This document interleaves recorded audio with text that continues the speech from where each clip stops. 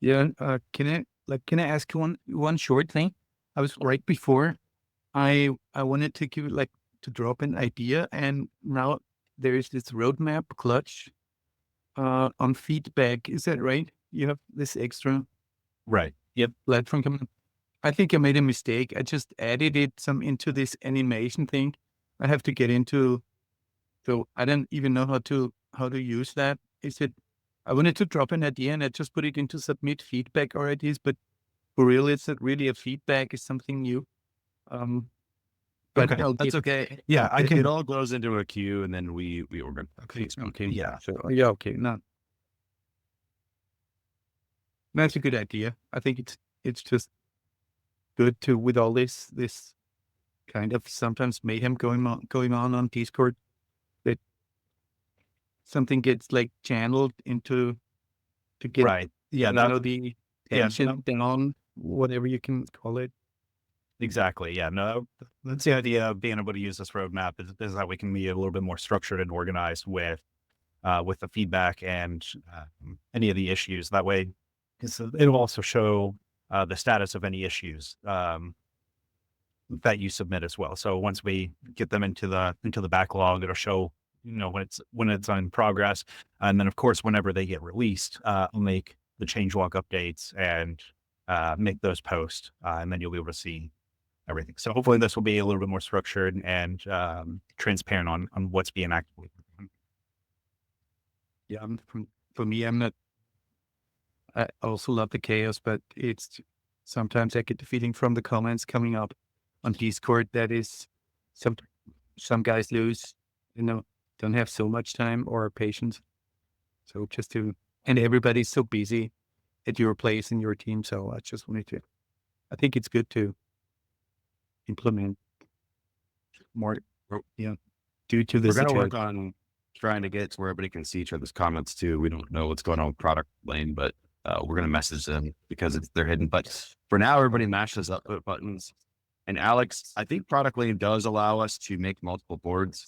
I'll leave it up to you if you want to create a separate board for like training and academy requests, or if we just want to mix them all on the same board. I don't really care, but that's what we're thinking about. All right. But cool. Then let's go over a couple quick product updates. And as people have questions, y'all are welcome to ask. We are going to we announced some recent updates. Alex posted those in the announcements channel, and Alex from now on will start keeping, keeping the change log updated. So that change log is where you can see kind of a more official stream. Well, if there's kind of like major cool new features, we will try to record little video clips and include them in the change log so you can see what's going to happen. So you can see those in there.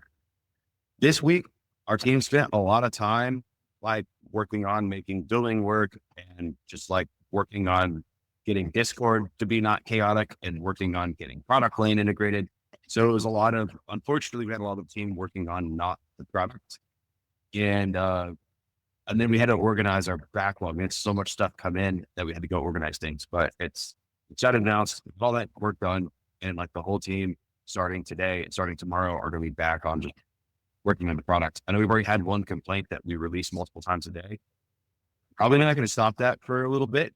You can expect that your product might be updating once, twice, 3 times a day, because for at least next couple of weeks, if we get new features, we fix things, we want to get those into everybody's hands as quickly as possible. Yes, if the tool comes out of beta, of course, we're not going to launch 3 times a day. But while the tool's in beta, we want to just make sure that we have a continual release that everybody's able to get those features as fast as possible. All right. And then also starting today or tomorrow, Bruno, who is one of our resident WordPress experts, he's going to begin the effort, right? Just to talk about on the general channel. We know that the WordPress connector has a lot of sharp edges. It was not something that we spent a lot of time on, to be honest with you. We kind of said, hey, let's go through this WordPress system. Let's go watch the WordPress community and let's go see what the feedback is. And then it was like overwhelming. Let's go. So the WordPress plugin, we only spent about 2 weeks on. So now that we've seen the drastic pull of community, we're going to spend a lot more time on the plugin. So Bruno will start that effort. He's going to do two things. He's going to build a whole WordPress library of templates. So you'll have templates to drag out like category lists and post lists and blog archives and custom pages. He'll have templates for everything that will have the data connectors built in. There will even be page templates. So you can insert. Most people here haven't even seen this feature, but Clutch has the ability to save a page as a template. And then whenever you go to insert page, right now in our menu is just blank page. And for a core page, you can have blog page, those templates can all be in there. So we'll try to build a whole kit of everything pre-wired and ready to go so that whenever you create a new WordPress project in Clutch, you can just start inserting pre-connected bits from templates. So he'll get that launched throughout the week next week. And by doing so, he will find all the sharp edges and we'll get those issues resolved. So I think that next week, following the WordPress kit should be shaping up very nice, and it should be significantly easier to use. But yeah, if there's anything in particular outside of updates there, we can jump into some fun stuff because I don't want to spend the whole session here talking. We should do some demos or something. Anybody have anything that they want to see? I think your vibe coding video from the morning was awesome. I loved it.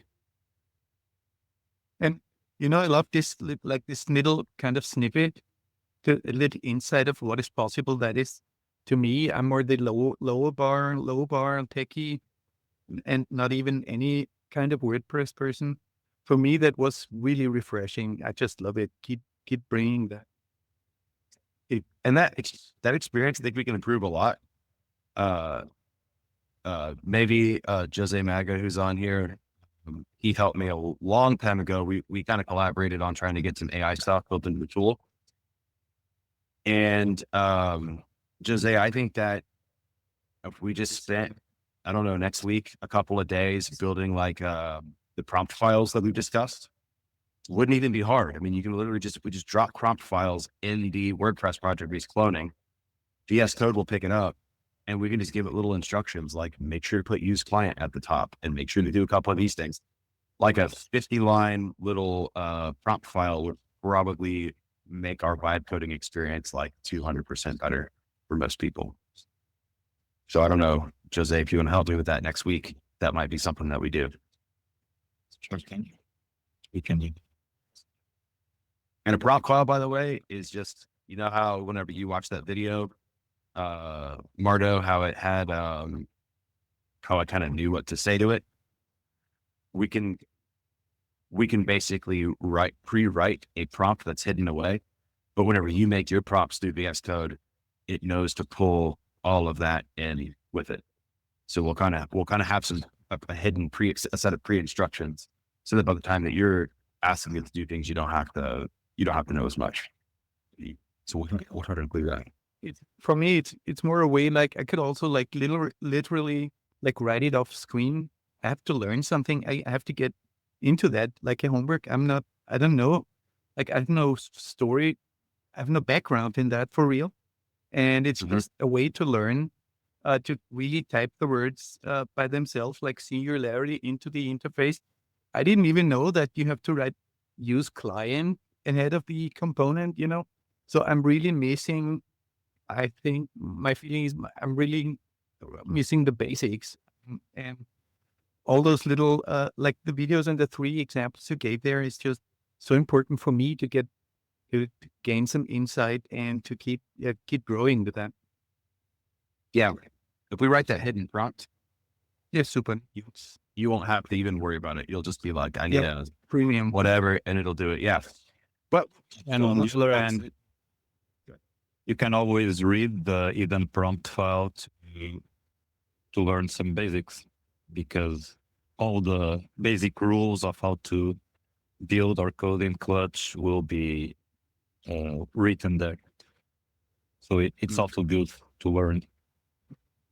Yeah, it will be the basic instructions for the LLM, and don't worry too much about like the details about like the use client or use server or something like that.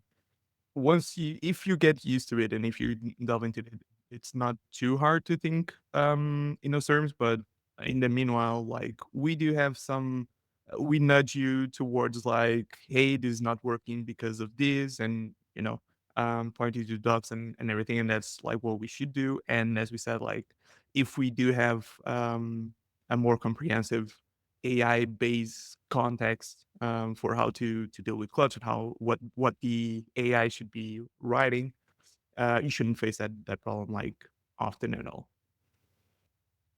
Yeah, I have a for me, it's question. okay. I can like I'm good with having issues and problems.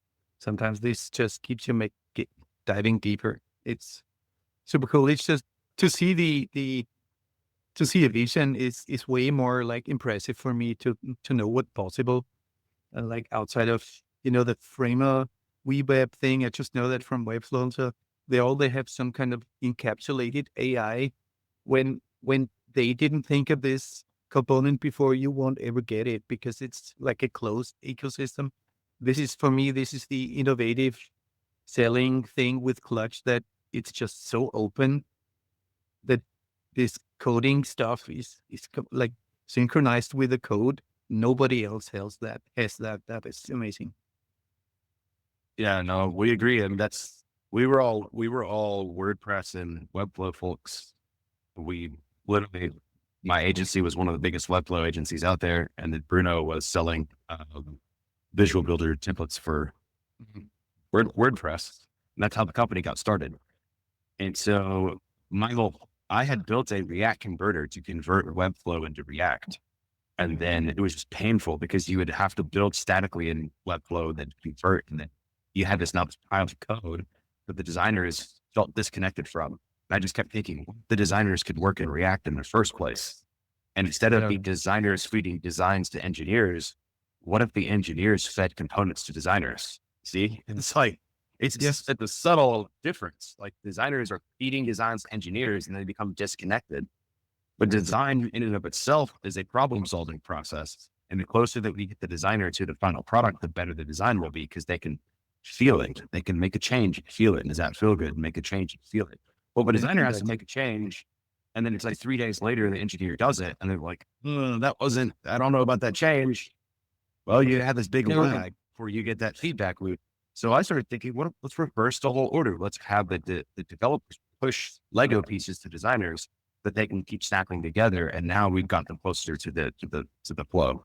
So that was the idea. It took us a long time to actually get this whole product built. And then AI kind of got us by storm. I was like, now the designers can probably craft some of the parts themselves, because it's like the AI becomes that engineer that builds them their Legos.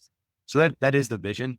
We are going to keep working with it. We'll try to get the prompt file in here.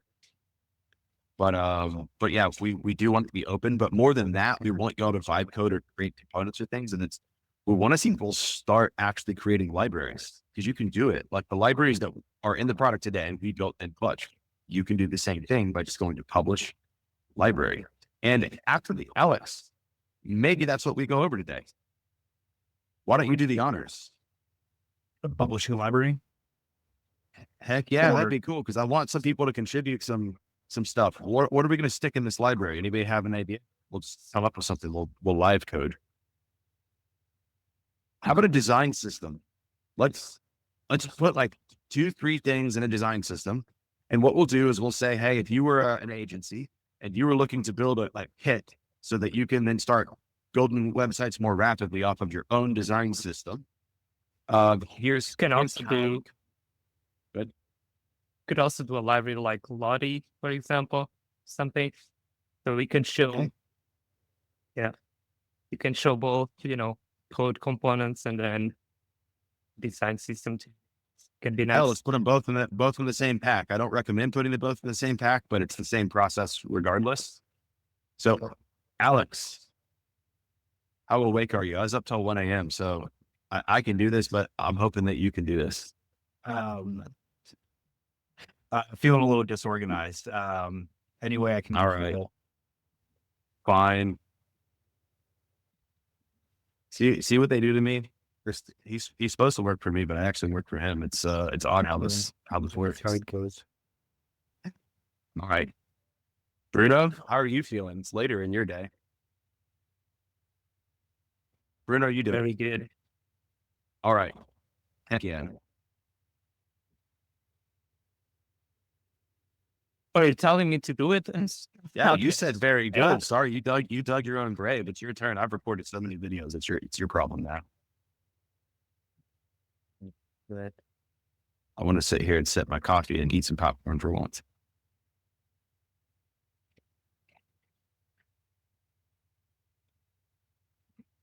Oh, yeah. Gonna need to refresh my browser.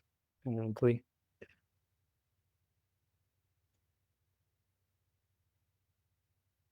Oh, it worked.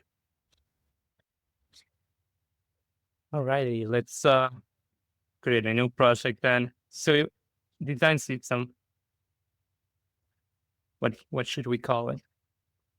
Yeah, we'll call it a design system. Yeah, just call it design system. Who cares? Yeah, or you got a pro license on that workspace there, Bruno? I definitely didn't get to myself. What? Jumped in on that LTD. Mm-hmm.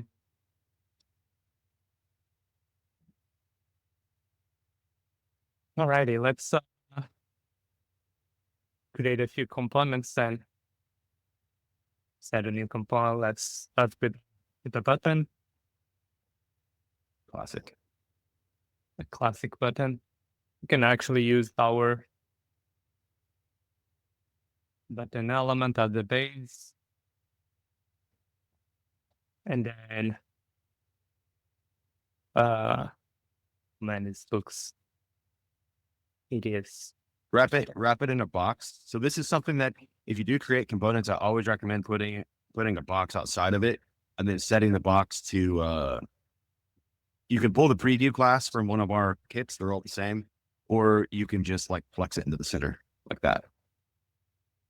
But basically just we're kind of similar to Figma. You can create like a frame, but rather than calling it a frame, just use one of our boxes. And then you can position your components in this inside so that you have a nice little canvas.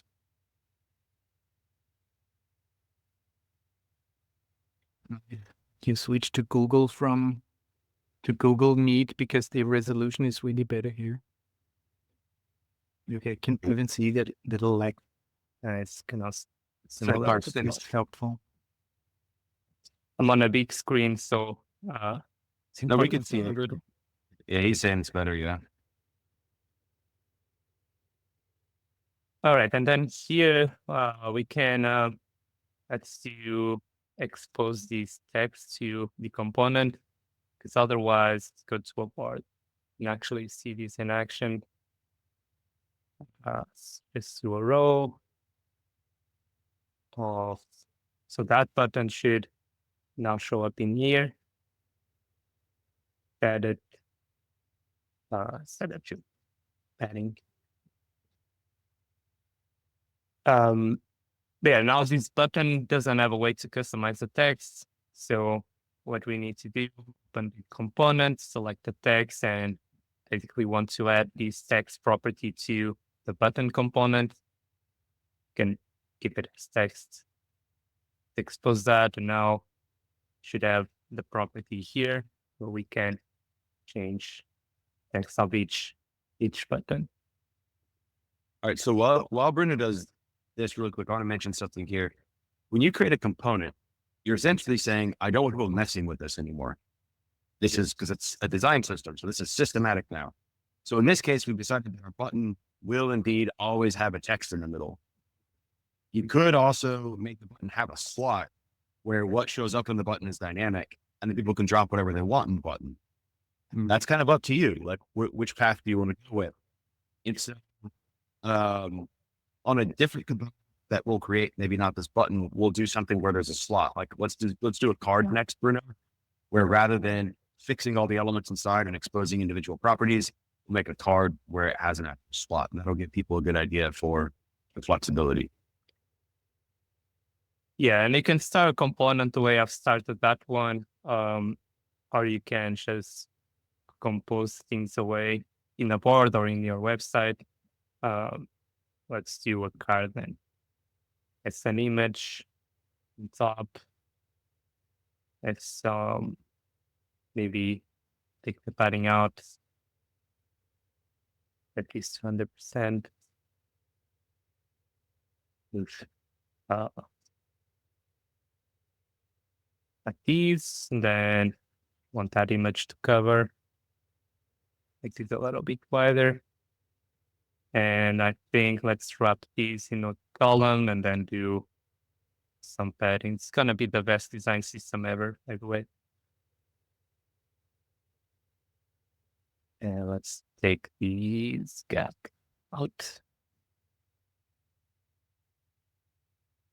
And these can be,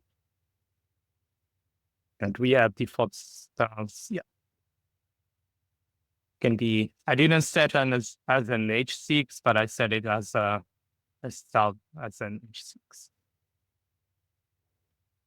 Because styles are, I'd make an H3. Cards are generally around an H3. Then you can expose the tag property. usually want them to be more semantic than that, but skip it. It's just the class. So yeah, we have a card here. We can let's maybe probably give it this card.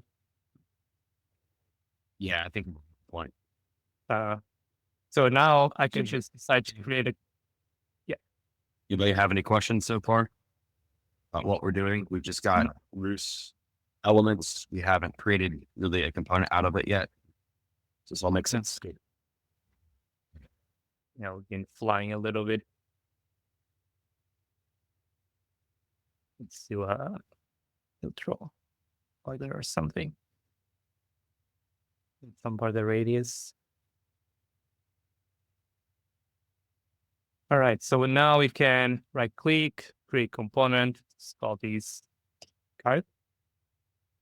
And it created the component space for me, and now the component has the card elements inside. It should probably have an alt image. And now it's the same issue, right? This text and this image, if I go into the part that was at,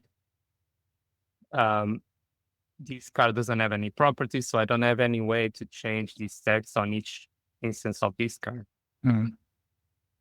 So it's the same kind of process. You can also add it in line here. If you double click a component, so we want this to be, can just add text to card, and we want this to be title, sample, and then this one, description. Let's not, on that one, make it a slot. Make that piece a slot so we can show them the difference. Oh, okay. And then so expose the image and the text. And you would say like, hey, I'm making a card. The card always has to have an image. You're not allowed to mess with that. You can provide an image. The card always has to have a title, but this content area down here, we're going to let the user put whatever, drop whatever they want in. So does that make sense to everybody? So sometimes you want to make it very it's fixed. It's like the layouts, right? The layouts also have like a page slot, so it essentially represents where content is going to be rendered. In this case, it's basically letting whoever is consuming cards to drag other elements inside of it. So it's way more dynamic that way. So I'll leave the title. So title is mandatory. Now let's add a new slot here. And now, since I added that slot. What is the difference between a slot and the component? The slot is something permanent, or? The slot allows you to drop content on a component instance and it slots it in. So for example, when you first create a component, the component won't accept children. It'll be a hard fixed chunk and nothing about it's changeable. You might want that. The second level of componentization is I want the elements inside the component to be fixed, but I want people to be able to change their property from the outside.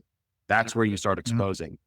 The third level of freedom on a component is, you know what? I'm not even going to dictate. I'm just going to pop a slot inside this component And then whenever somebody goes to consume it, they can start dropping elements into the component itself and they'll render where the slot is. So you can see what Bruno's doing now, since he put a slot at the bottom of that card.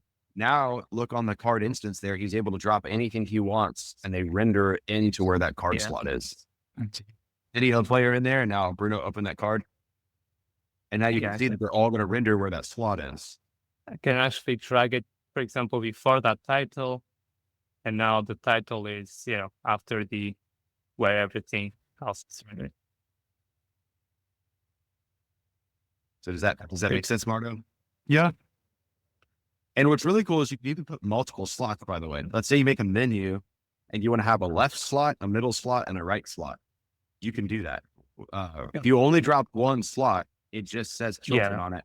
You won't even notice, but he could be like, you know what? I'm going to give you multiple separate slots with different names.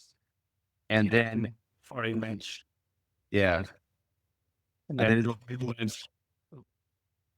good. Or just added a new slot before the image, and you can see if I have different slots, I can it will still show up, and I can drag things into each slot on each instance. And like all the text, like all the single text could also like be filled with database items that come from maybe a Google sheet. Like I think Bruno, you showed that in one of the first videos that you had in like realtor website with like Zillow thing.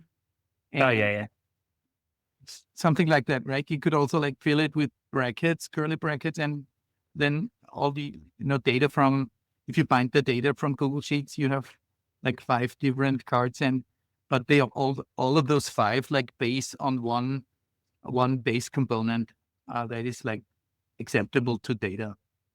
So Bruno, don't actually go do all that because we do want to get to the video on just creating components. But Marto, the short answer is yes, it's totally possible. So go make that card kind of realistic again, Bruno, maybe. What would you do? All right, so we're going to teach you guys the most important thing in the Clutch beta: Shift Command R. If this happens, you hit Shift Command R. We call it jiggling the handle. Jose Magna. Yeah, it usually will unstick. See, all that it is that we have a system.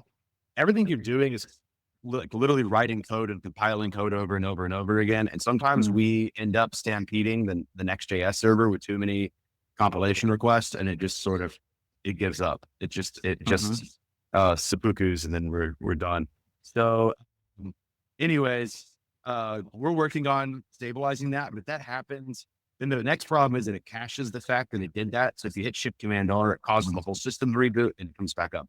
Doesn't happen that often. I'm just warning you, and we'll get that fixed before we come on a beta. But long story short, Marto, Bruno, you unscrew that card and it was good. You have many options. Again, you can create a component that's completely self-contained and nobody's allowed to touch it. Nobody's allowed to modify it.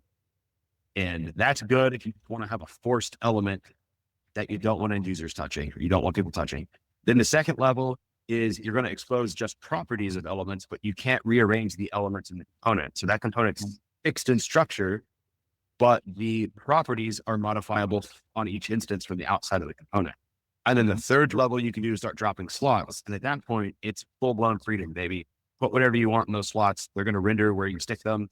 And then obviously you have components like a card where you're going to mix and match. We're going to have a couple of fixed elements, and then an area in the bottom of the card where it's free for all. So we leave it up to you. I've even done a menu before where I had slots, where I had a slot on the left for left menu, I had a slot in the middle for the title area, and I had a slot on the right for the right area. So when you drag and drop the menu in, then you could drop things in the slots and build out your menu really easily. So once you start thinking in components, you're going to see how cool this is. And then, so I think we're going to build a couple examples here. Bruno, don't put both of those buttons in the same, in the component space, don't put 2 buttons in the same preview because it'll mess up the preview, won't look good. But anyways, so Bruno, take us from here. Is all that clear, Marto? Yeah. Okay. Super. Okay. I just love it. Yeah, and then cool feature as well. when you do create a component, this icon right here represents that this instance is on the library. So let's actually duplicate that row. If I duplicate it, it doesn't have that icon. Yeah. And let's actually make a few changes here and just say this is a preset button.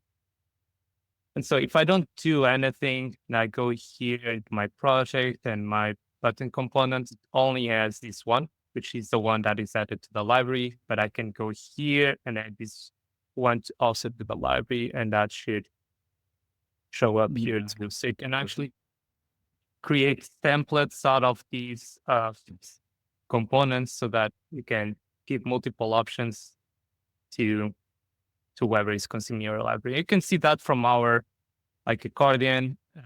Well, that actually has just And you can see that they're live rendered. So whenever he opened that accordion, you can actually see the accordions flowing down. If you create confetti, you'll see confetti raining down. These are actually Yeah, live I saw canvases. that in your video, like with this Google Sheet you did like previously ahead of this Hilton video with you had this like a list, and you brought the live data in from Houston, from Miami, with a water pollution, thing that was really like also like real time thing. It was amazing. Yeah, we're loading like little mini clutches in those little frames so that you can really get a preview. And so the presets are cool, but they get even cooler whenever you start building variants, which I think Bruno's about to get into. Yeah, but I think variants are not working at the moment for some reason. Oh, it was working for me. Yeah, I just did an example. Click on You have the live clearance. default. Is that not working? No, it just assumes for some reason. It should let me type. That's what you mean, right? Yeah, I literally just did this the other day. Doesn't it work if you rename the variant on the left on the composition panel? No, I don't think so. I tried that the other day. The what? Sound it? Andre, why can't he type into the variant? The variant field? Yeah, where's his type? Right there. It won't let him make a new variant. Should be someone changed something. Yeah, this work. works. So This work. click outside, then create the variant by the component panel. So We try on escape. What? Then you have your variants there. I'm saying Oh, make your own, maybe. okay.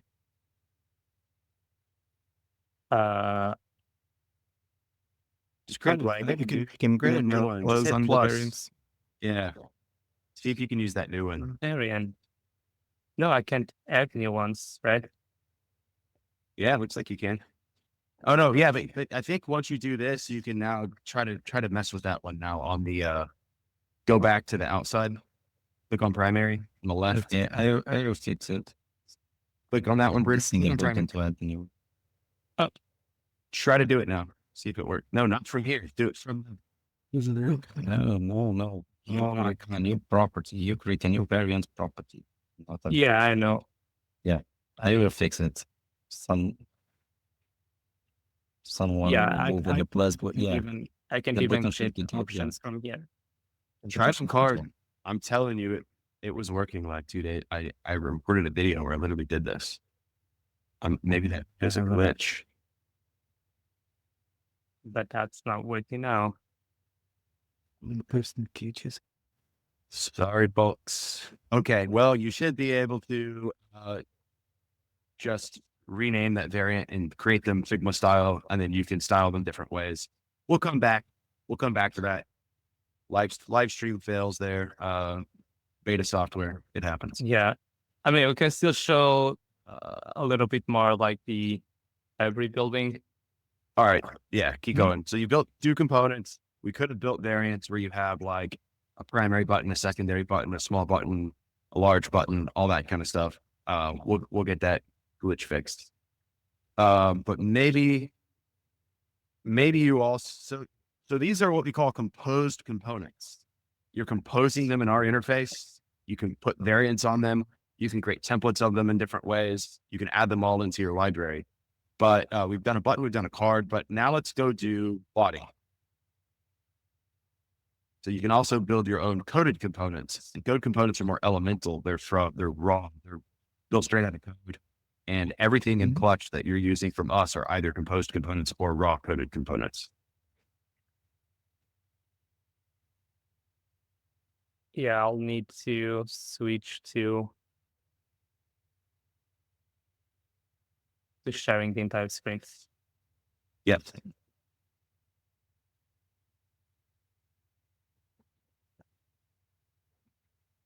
Which component should we build? I take requests. Did you want to do Lottie or something else? No, Lottie is good, isn't it? Lottie. Yeah.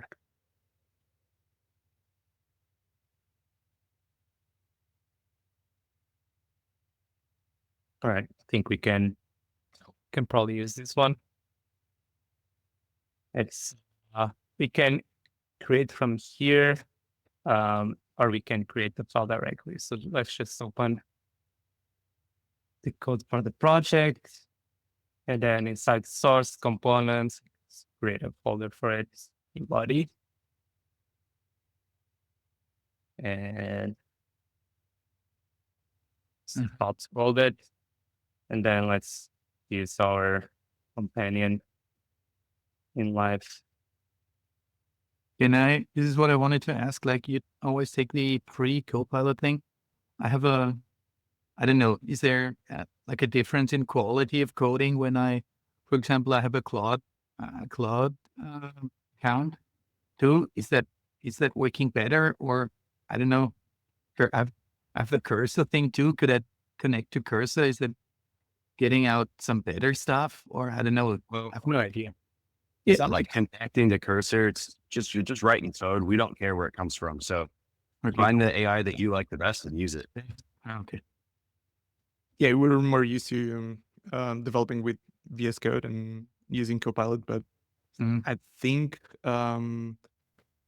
or Cursor usually gives you some more beefy LLM models. So you might actually have some better results at times. In general, Copilot does a decent job.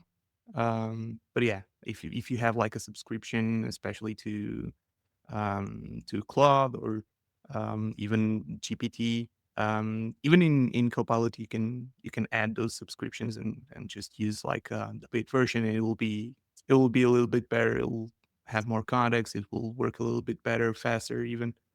But we found that, even just using the free version of Copilot, it pretty much does what we ask it to. Yeah, because I was just curious because yesterday I was trying a bit with 3JS and React 3 Fiber and so, and somehow it more often like failed the results. I was maybe not watching too well, like going through the text. In the end, I just lost everything and it was a blank screen. So I was just wondering, are there differences in qualities of the answers the LLMs give? Yeah, I mean, the short answer is yes. If you pay for a better model that burns more CPUs, you're going to get a better answer. But we really need to go create some hidden prompts that guide this in doing it right. So, for example, Bruno's missing use client right now, so it's going to crack on him. Yeah, if we add that song, we would. Yeah. Highly recommend Claude using Klein in VS Code, by the way. Yeah, 3.7. You can go Yes, this is like, I thought of maybe someone says something. What's like, Klein, dude? Klein. So it's got built-in support for knowing when to go to like an MCP server, so that the LLM like basically feeds in very specific context whenever it needs. But it's has the ability to open your own like localhost browser, debug, like everything. It's all the benefits of like Sonnet 2.7, but focused solely on VS Code and being able to see the context of the entire project you're working in. Yeah. It's like leagues ahead above every other model I've tried so far. We need to go to an MCP server for Clutch itself. That would be awesome. Yeah, because that way we could feed all the context into the model via MCP and not via having to figure out the right files in the Copilot chat. And then also we could allow it to talk to us to do the NPM install. It could send that over the MCP server. Then we could do that for them and a few other things. And then also over the MCP server, I think we could probably feed it like the code that you gave us is erroring out. You got retry, and then it could keep re-rolling until it works. Yeah, on top of that, you're just going to more or less knowledge base also, right? So not going to be trying random different things, hoping for it to work. Much more accurate. Yeah, Klein's insane. I've had it code out 20, 30 page, like API integrations that had zero issues, fully functional. Nice. I think I had a single prompt basically rebuilt all of Gravity Forms. It's pretty early. Dang. Well, we'll try that out, Jose. Klein. And then, Jose, we should think about whether or not we want to do hidden prompt files or whether or not we want to use MCP so that, because Cursor, I think, and Copilot, all these things now speak to MCPs. And if we did that, then technically we could just be compatible with all of them that way. That could be very cool.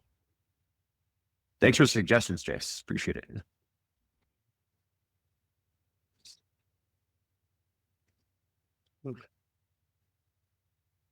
Right now, creating a component space for the code component I've just created. So by creating a space, I now have like an empty state like canvas that I can start adding stuff on. So let's insert that React component. So in your project, body animation. And now on these animation data, that's what I was trying to get, was just one example of a Lottie JSON. Is that a JSON, like a free JSON from Lottie? You just copied it, or it's something to with the Lottie paid thing, right? You have to have an account. Yeah, seems like they have free assets and Yeah, the builder account that just went to their example. There's only a couple things that are limited with the paid stuff on Lottie files. Really, it's the type of exports.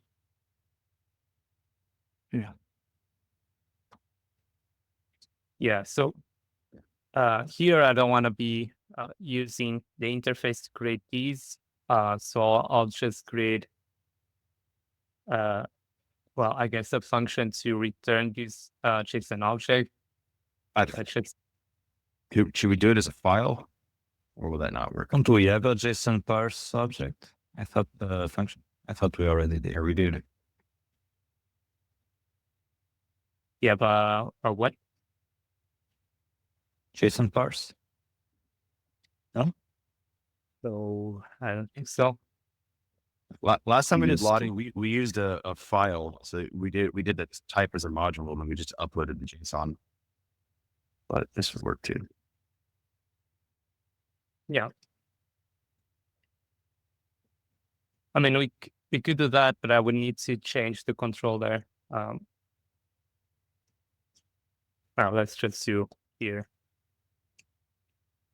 What am I doing?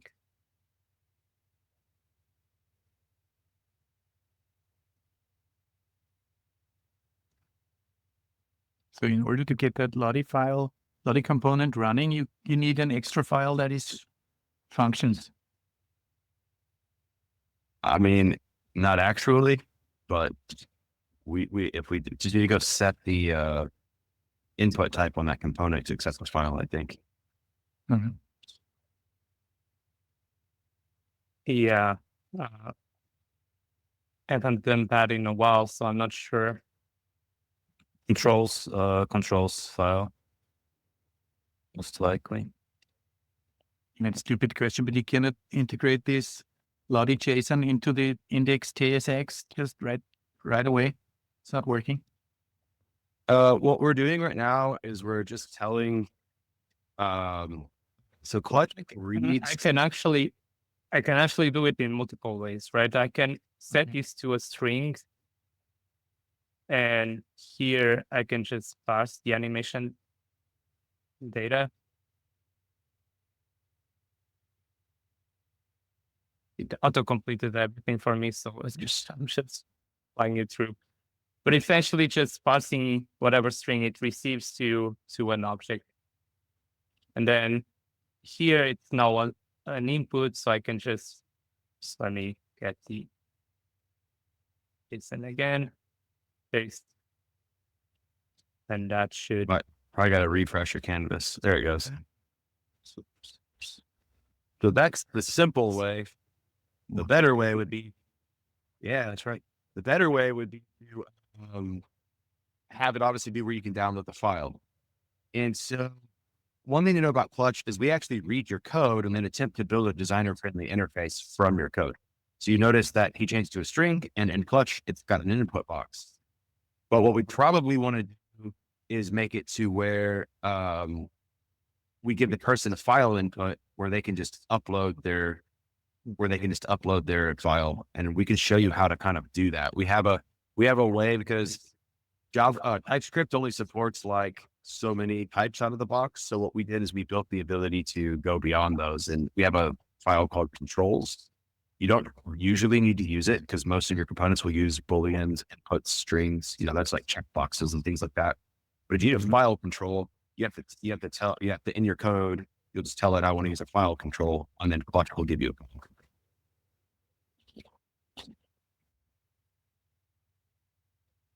Yeah, now I can just select the file, go to animations, pick the walking JSON I've created, and it works pretty much the same. Like, cool thing about this one or this way is, you can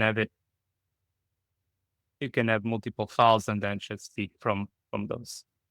So it's an easier way if you don't want to be, copying and pasting that string around.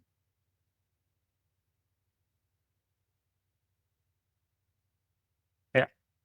All right. So did that last part make sense? Kind of flew through some things there, but basically, like the AI, it doesn't know that you're trying to generate code for Clutch yet, not until we build an MCP server and all that kind of stuff.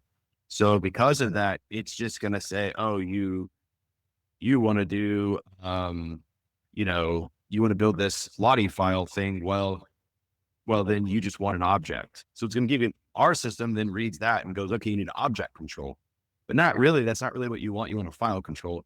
So sometimes you'll come in and say, I don't want to just paste the whole string. I want it to be a file. So that's the only edit that you make kind of on top of what the AI wrote, is just to go ahead and give yourself a file control. And so that's what Bruno did. And then our interface gives you a file control, or if it's a Boolean, it gives you a true false, or if it's a string, you get an input, or if it's options, it'll give you a drop-down box. So we read the code that the AI outputs or that you write, and we try to give you a matching interface. Did you ever try integrating from Rive? Yeah, we Does it also like, I've just always shared embedded the links, shared links and so on. Do they also export code like with the Rive project? I never saw that. Give an idea. So it works, and it also the state machine works. So you can click buttons inside Clutch and have it do the stuff inside Rive.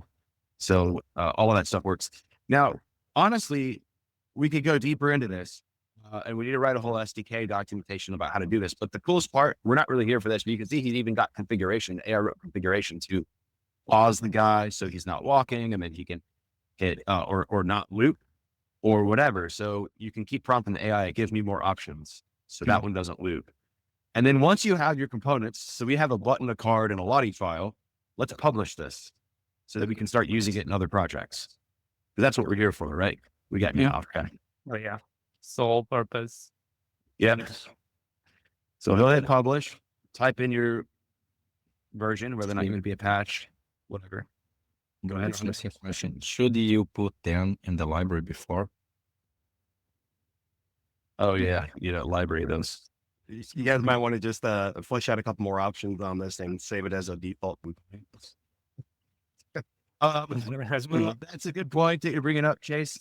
We are about to start doing a lot of that. We've been just playing catch up, but you guys can see we can bust out a whole component library in That's so cool. I just love this every time whenever I see this. I'm like, I can't believe it walks inside of the library and then you can drag them out and he keeps walking. But yeah, you guys can see this is a big opportunity for the community because think about this. It doesn't take us that long. We did this on a live stream. We created these 3 different components. We have some bugs to fix, but we can start releasing these packages. So we'll show that. But Chase, we're going to release perfect ride components, perfect body components. We'll have all this built in the coming weeks. And with how easy it is to create these, imagine how big the community of components could get. Yeah, that's incredible. I don't want to sidetrack you guys. Something I do super frequently, like, I get a client that has some crazy FAQ with like 25 questions and answers, right? I'll just toss in, GPT real quick and be like, hey, give me, convert this to JSON for me, simple objects, 2 keys, question and answer. And I just throw it in on like an accordion, right? As my query. So it just reads the JSON, boom, pops out my entire, thing of accordions. You guys have any interest in having a just built-in, like, your built-in queries just being able to be like, cool, here's a spot for just JSON or anything you want to query through, whether it's your own comma separated, array or whatever, just a user input box for it. Totally understand it wouldn't be hard to create by any means. I have that now. I think if you just want to list, we can hit add, and it just kind of builds a string list to go into that. You can show that. Yeah, but then you're still having to go manually add, right? Versus just copy and pasting a giant JSON list, converted straight from an email or a Word doc or something, right? For sure. So a couple things there. Did you see the video I posted on how to power the website straight off of Google Sheet? I watched about half of it so far. I launched 2 sites last night. Haven't got much sleep. Yeah. Well, that's one way to do it. And then you can just be like, yo, here's the FAQ tab in the Google Sheet. Customer have fun. And then they can even use Gemini AI now. Right. But okay, that's one option. Number 2, we do have JSON parser already built in. So whenever he gets this testing done while you're waiting on the library to publish, Bruno, can you just get a chunk of JSON and show him how he can just paste it in and then bind it to a loop? I'll do it. I got 6 plus I'm going to show, I'll throw in, here's a title, an image, whatever, I'll just format it real quick in JSON. And that way I can go make my changes on the fly. And if I have to change something visually, it's all, correct the whole time. Yeah, we'll show you that in a second. Let's let Bruno finish the library demo and then we'll hop right into that and we'll show you. Awesome. Appreciate it. Yeah. So I got the link to install from the library I just published. And after done publishing, there's a little tiny link icon that if you click, it copies it. Yeah, it gave me this link. And now I've created a new project, which doesn't have that components, of course. So I can just hit this one, open, and it's gonna ask me if I want to install. I install it, and then in a bit, Where do you install it? Is it now like publicly visible, or is it like something like that? we don't have we still don't have a public marketplace where these go into. That's kind of mid to long term vision is to have that. You place in Discord. So you go. Exactly. So you can just copy this link and share with people either through Discord or with your team or whoever. I was just asking because Matt, like earlier, said like, let's see, you were hoping for the community to compile up some components, and so I was just thinking like, and where are they visible? Where can all the others? Where can the community really see them then?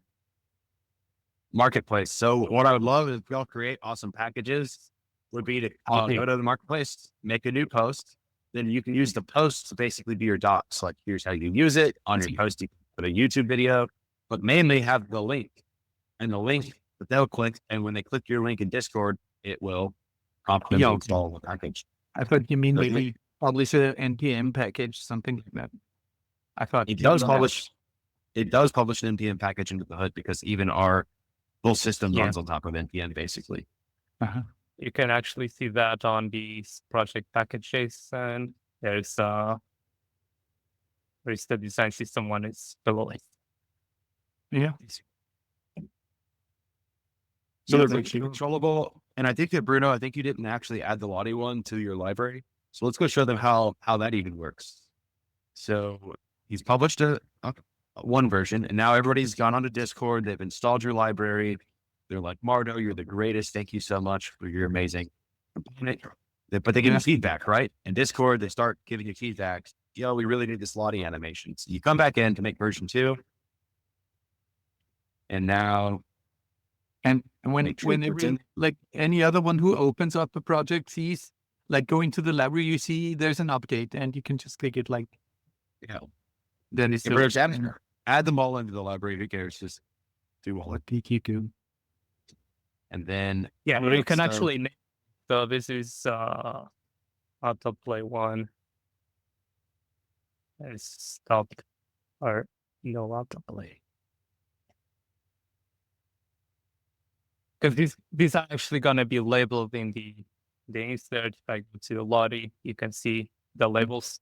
So you can actually explain a little bit what each one of these are. It's so amazing. So I can now just publish to new minor, let's say added Lottie, for example. And I recommend if you actually release one of these, do start it with a major version.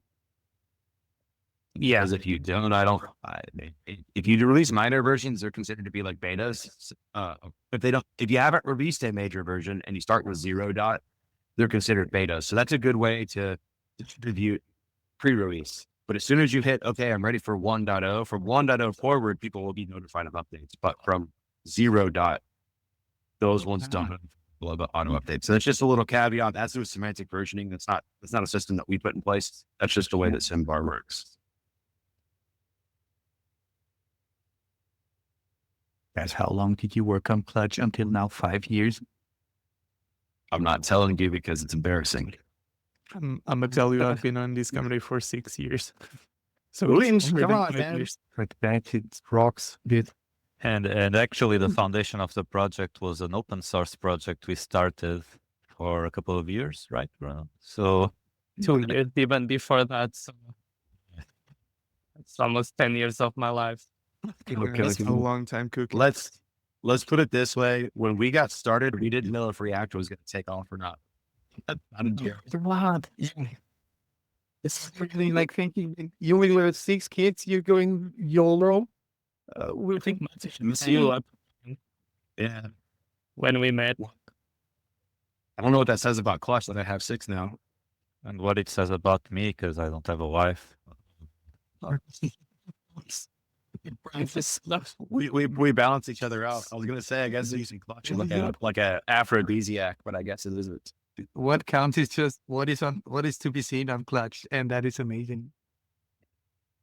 Yeah. And let's like you. Pavel's on here. Pavel's been, how long have you been working with Pavel? Like he's been coaching us on this. His company, Mad Studio, has been coaching with us for like maybe a year, maybe longer. It's been a while. Yeah, hello everyone.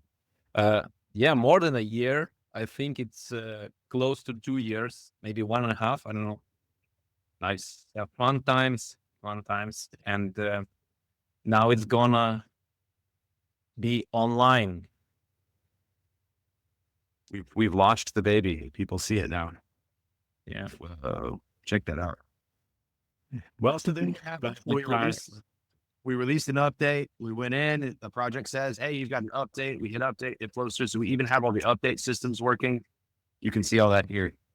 So, I mean, y'all, that's all there is to it. You create cool stuff in Clutch. You publish as a library. You share your link.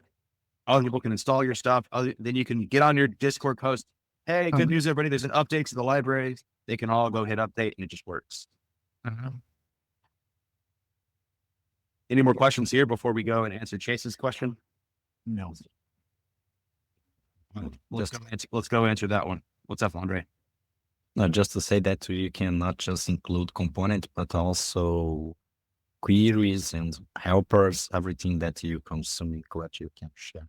Yeah, full-fledged library, everything Yeah. that you need. So That's it's true. I don't know if y'all easy. noticed that the asset worked too. So I don't know if you guys noticed that, but the file asset is, man, it's like y'all don't understand how complicated all this stuff is. But like, for example, he uploaded this asset of this dude walking.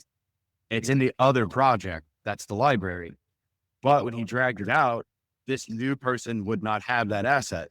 So we had to be smart enough on those file controls to know, oh, we need to copy that asset into this new person's project. So we even handled doing that. And it actually copied it over so that they have your sample content from your thing so they can keep working. So we there might still be sharp edges we haven't thought about. We've gone through a lot of these things. And the really cool thing is, look at this. You can just restyle this body animation using the normal style panel and it works. So you get a lot of flexibility. And then what Andre was mentioning is this not only includes create components, code components, compose components, this also includes queries, actions, and helpers. So if you write a helper function, like I want to do a special date formatting function, I want to do where it adds a first name and a last name together to create a full name, all of those kind of things.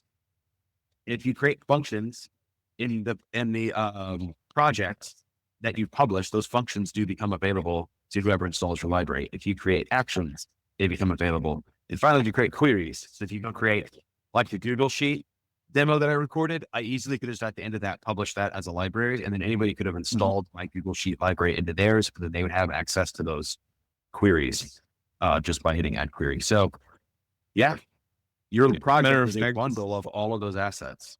Yeah, matter of fact, and kind of shameless plug here, that's exactly how we built the WordPress library. So all the nice things that you have for getting custom post types and in your data queries and everything, all those things, all the helpers to parse things from WordPress, everything that lives in a Clutch project that we called WordPress library, and it comes installed if you start from the WordPress starting kit. Mm-hmm. And we dog food pretty hard on this one. Let's go answer Chase's question. So that's libraries. Please, everybody in the community, somebody's going to go make the first one. I don't know, but we've got a nice open marketplace board that's blank. And literally, I have make the first post. Discord's going to be a checklist. Make the first post. So somebody's going to make that first post, check that box, because we would love to see that happen. And yeah. One last thing we didn't mention, the library can also include like section templates. So it doesn't have to be a component library, a data library. It can just like be a library of templates, like sites or pages or whatever. Anything that you can right click an actual whole page. You can right click a layout. You can make a layout, which is a folder of pages. You can make project templates too. And that's a whole different process. So you can write a layout and all the pages inside. And then if somebody inserts your layout template, they'll insert your layout plus all the pages inside. So really, you can create all kinds of cool libraries that way. If you make a cool pricing page, for instance, and you want to distribute that, give it back to the community, or even charge somebody for like, okay, $1 or $2 for a cup of coffee, just as a thank you. You can do so, and yeah, people will have a cool pricing page, and all they have to do is just go on the insert menu and boom, that page. Yeah, right. I mean, really kind of doing that, because that's true. Like marketplace is just empty. It's gotta get populated. That's right. A section here. You created a template, and now you can see this holds up in sections. You can do it with pages. You can do it with layouts.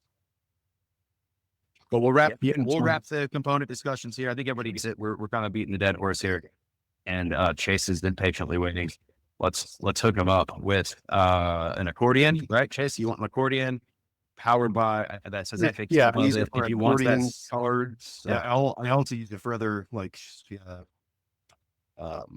custom components where I build where like I've got like a nice horizontal accordion that expands only when you mouse over those certain spots. But anytime I drop those in that project or anything anywhere, I usually just all the data that feeds into it, I just quickly format in JSON. Can you get us can you get us a chunk of that JSON, or do we need to create it? I mean, it'd be like question and answer, right? Like, you know, you can just Okay, like simple, you know, no nested, just fine. question and answer key with dummy We'll content. we'll GPT it. We'll ask Chat GPT to give us a JSON chunk. Yeah. Yeah, we do that. Yeah, we do that, pretty Bruno. I'll go Chat GPT. Yeah, I'm on it. He says, Oh, you got it, Chase. Thanks. Yeah. I can do that. So Just Copilot. first thing, you can still use a data element for that. When you're gonna add a new query, you can just create a new file. It's gonna create like a dummy query for you, but let's just ask it to generate a function that returns a mock list of FAQs. Yeah, but he doesn't want that. He wants to be able to give it JSON. Got to listen to the. Oh, reports. Yeah. that receives. like my ideal request would be being able to pop in, you know, just a cool, like a JSON, I guess if it would need to be like a query, or if it'd be like a option to just add to just a loop element actually. But just as soon as it's selected, it would just be, here's a open like text area box where I can just paste that in and poof, it's going. Yeah, we should use loop function. Should work. Yeah, it'll work. Yeah, I would use the loop with a function that parses the JSON, basically. Let's add a loop. And then on the items, Well, put the loop only around the items because you're looping the whole accordion. but in no work. That's our CTO, everybody. Thank you. So it took us so long to get here. I'm joking. Oh, damn. That is a good button. CTO rules. He is the constant. I'll tell you that. Okay. Function that sees all the FAQs and returns. I throw it in chat, but there's no limit to chat's length. So Marno will build him back up. He's And we could just ask Copilot to Oh, damn. do I said it it and last. just copy. Yeah, exactly. Damn it. Oh, let's copy that. Yeah, that's pretty much exactly. Yeah, then it's available here immediately. You can just pick that one. And now loop should be working. Let's actually set this accordion item text and bind it to the loop item, and then question, and then do the same to accordion content, loop item, and then answer. sweet. Should be it. And you could obviously tell it, we could actually reprompt this thing and say, hey, can we, we want to accept a JSON string from the outside. Because I think that's what he's looking for. He wants to literally Or a paste full-on some- file like we did with Lottie.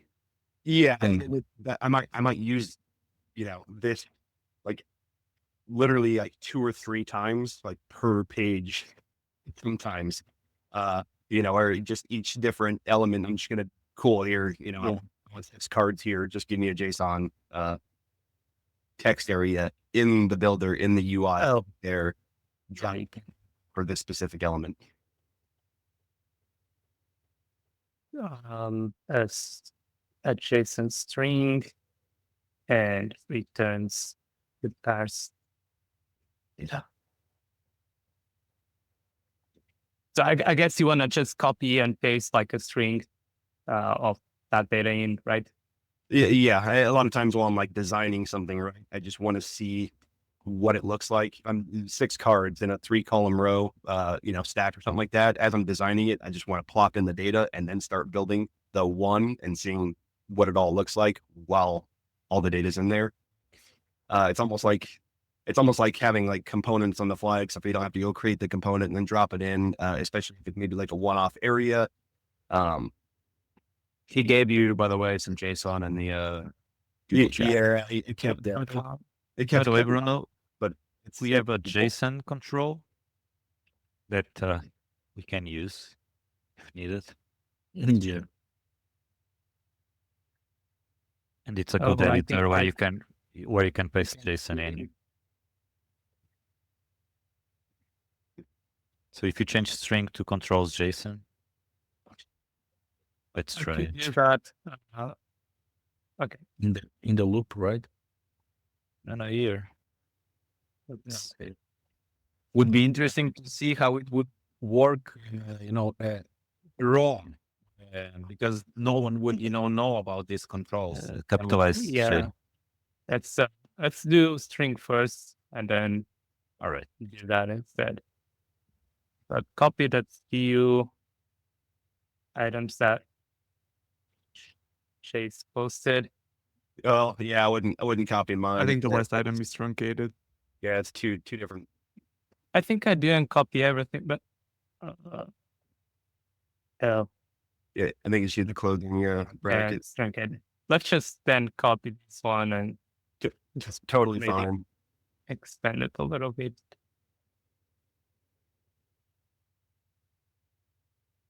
Then just paste here. Yep, that right there is exactly how I would usually format it. Is there any way to set like We want to test it. I'm the tester. Are you returning? You are. And Guessing. Remove the try catch, see the error flowing in if there's an error, maybe. call. What? Time to hard refresh. Is it? Not sure that's the issue. I think it's some part of that JSON is kind of malformed. Go back to your code now. No, I think it's good. No, there's a leading comma there. There's a leading comma on the object because that's JavaScript. Yeah. Yeah, Um, I is it don't know if it's gonna complain about not not using. Quote, missing Yeah, quote. Just yeah. ask. It's not really JSON that you got there, Bruno. It's kind of an object. Yes. Ask it. Oh, to yeah. Convert, gotta convert that be to explaining the JSON. CDO how JavaScript works. Another page. We're just being rude to him today. JSON to JSON string. Yeah, because we're trying to fake it a little bit. Like in reality, you'd have like a JSON file ready. You got So the commas, better idea. you got commas at the end of the second piece. All the answers have a Else- comma at the end. Let's just make the AI work for us. That's the future of doing that. Now you need to install JSON C parser, I guess. Don't you need to remove the comma at the end of the answer keys? Now we Yeah, are we- using a different parser now, so it will accept everything. Yeah, we're just gonna Full tab now. We're gonna make this thing work no matter what. The next step is mean- actually just to install OpenU, and then you can Yeah. prompt it. Oh, it's a challenger. We're complicating it a little bit, but we're also making it Hey. a little bit more resilient. It will now accept, Will well now. things. Nice parsing. Passing is great. You didn't copy paste it, no? You're still using old object, no? I don't think so. I think I copied this one. And then here. Great That's parse, fine. much Right. That you standard. tell me. Okay. Yeah. Yeah, asking. Agent mode, please create me a JSON file with this. Boom. Yeah, based on this, Simplify. make it work. All right, I got too many ideas flowing in. Yeah, just ask to have a well formatted JSON from this object. Leave that to single. Of all partner. Down it. Or else I'm going to die. You got to put Yeah, that on to yes. really. There you go. There you go. JSON. You know, It there's has a copy been button on the top. Just kidding.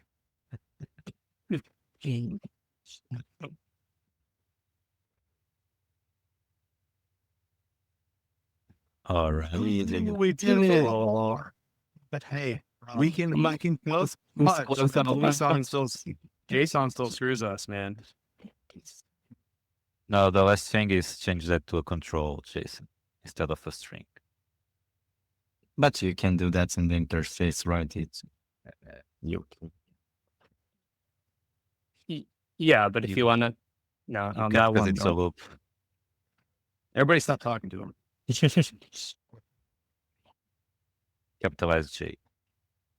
No, only the J. Just on J. Yeah. Yeah. And use double. Not acceptable. Makes Yeah. conditions. We need to make Nice. this one better. That was the question. Hey, I was gonna ask. Is there any way, like, when you're giving a control, like for this right here, like I'm just going to go drop in the JSON, can on a control, is there like a parameter to be like, hey, give me like a box height of X amount so I can see a big chunk of the JSON and not have to be like, oh, what's in there? I got to copy and paste it out and like figure it This out. is the You want- this control. wait. So you want more than one line? I was gonna say this control is request. we never use it. I built Bruno built didn't even parameters knew. nonstop for my components where, I determined. Oh yeah, I will fix this just now, man. So this is another great reason why we're using Google Meet today too, because I've got Gemini Notes running as well. So yeah, this will be captured, and we can make sure that all this is. And a cool summary for us. I'm glad you guys chose to use it. It's, I use for every meeting. You get the summary at the end. It's All right, well, Chase, we'll have this. It should be obviously a big editor, but you saw how we can make it a JSON box and then you can paste it. And it was flipped yeah. through. I'm sure I would be able to figure it out in some sort of time. As soon as I finally have a damn moment to start really building in here. But Well, these are things we should be distributing as functions that you pre-built, so you won't have to think about this. yeah. Just One last thing. You guys have a random function built in. A shuffle, a random. Yeah. I remember that you That's mentioned that. Yeah. we did not find it. Yeah. It still needs to be added to that function library. Just going to create just a shuffle there that accepts a string or array and return it as shuffle result.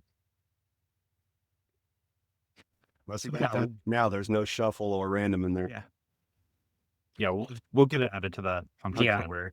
But we need Default for like galleries. I throw in a gallery or something. I just wanted to you shuffle the return, right? Like but So let's basically, just shuffle all the items and present like a different order pretty much every time, something like that, right? you must preferably on every load, right? Like So that's going to be a client component. Just point that out because if it shuffles server side, then it's only going to do it once and cache it.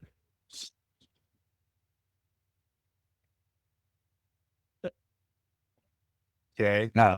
So they but please Matthew, Yeah. can we cache as fetch requests, not the computation? So if you are shuffling, the Right. code It will doesn't shuffle every time. It doesn't even. Run an extra edge request to do a shuffle every time you load the page. Yeah, that would. No. So it's No, it doesn't. if it is I on think the it- I server, think it would. but you Yeah, but it's rendering the page, so it's not doing an extra request for that. Oh yeah, on that case, no. But if it was through a data thing, if you use that for rendering interface. But the part you would need to have some seed on it, or it would render the elements all time that you have changed there. It's not too much. I'm going too technical now. Yeah. We'll get it to you, Chase. Don't worry. okay. So the answer is you have a function in here for shuffling. You would choose it, and then it'll have a parameter for its input. You'll choose your array. So the array goes into the shuffle, which goes onto the page, and you should be good to go. Awesome.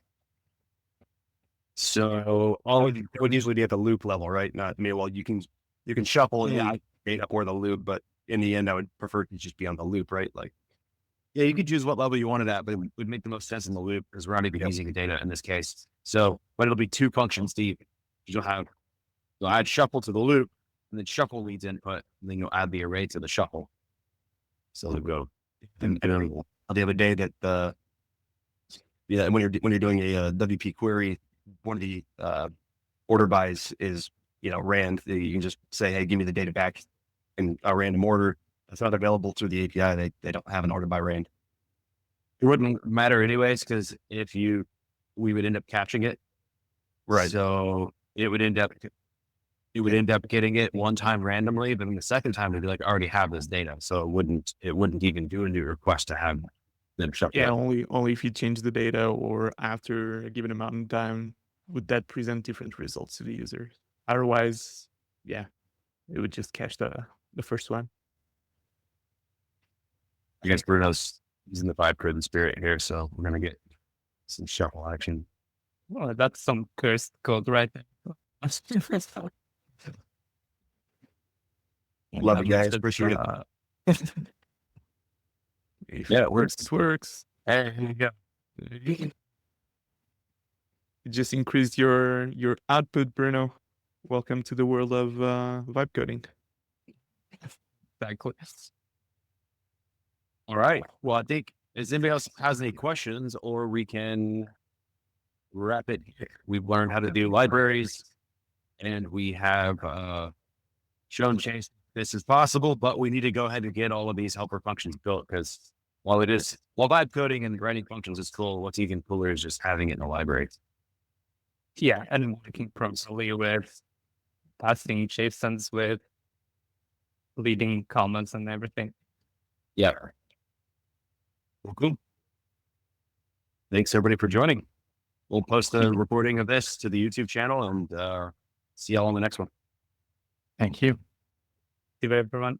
Thank you. Bye. Bye. Thank you, guys. See you. Bye.